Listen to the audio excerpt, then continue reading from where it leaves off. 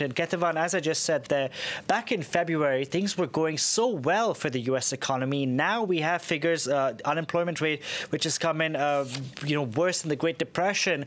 How is the White House reacting to all of this? Because we know that Donald Trump is seeking a second term in office. Well, as you can expect, the man who's dubbed himself the jobs president is taking a looking very closely at this economic downturn.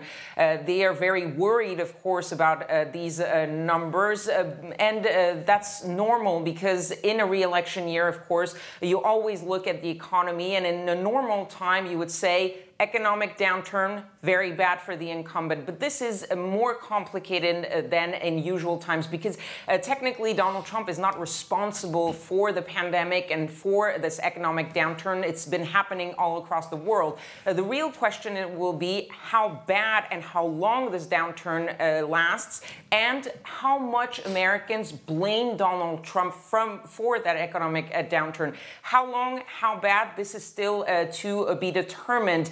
The White House, of course, is trying to be optimistic. Larry Kudlow, the economic advisor, saying that the economy would be bouncing back in the third quarter. He said that about 3/4 of those jobs lost are temporary and they will come back as soon as this reopening happens. So we'll see a little bit more maybe after the summer once that economy reopens, if there is no second wave. The other question is how Americans are seeing Donald Trump's responsibility. For now, in the latest polls, it hasn't much changed because even though they are a majority to think that his handling of the crisis isn't great, their view of his handling of the economy has so far not changed that much. So right now, the situation is not too threatening to Donald Trump, but if this continues and if that rebound does not happen, then Americans might be turning against him, and that will be critical because that third quarter will be happening around the same time as that November election.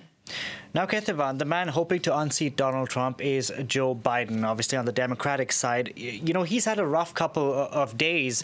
Last week, he went and denied accusations of sexual assault. Yesterday, his accuser gave an interview to Megyn Kelly where she says, Biden needs to be held accountable and should drop out of the race. Yes, Joe Biden is in a tough situation in his campaign. As you mentioned, these latest accusations, allegations, and that call for him to drop out by Tara Reade was linked also to this new document. It's a court filing from 1996 in which her then husband mentions that she did tell him about a situation of sexual harassment in that office, in Biden's office during that time, even though it's not clear whether she had told him directly that Joe Biden had done something wrong or if it was just the atmosphere in that office. And so that is a court filing that seems to suggest that there was something, or at least she shared something with her then husband. Joe Biden came out and denied this again very firmly, just like he did last week. He denied the allegations, saying they were all false, but that women had to be heard, had to be respected, and that an investigation should be fully carried out into her allegations. But the reason why it's so uncomfortable for him is really twofold. One is that it starts putting cracks into his the base of his campaign, which is bringing back integrity and really switching the situation in the White House compared to Donald Trump. The other one is that he's pretty much invisible as to the politics, the campaign, the pandemic, all of that. The only time his name is mentioned is linked with those allegations, and that's really not good 6 months from the November election. Indeed.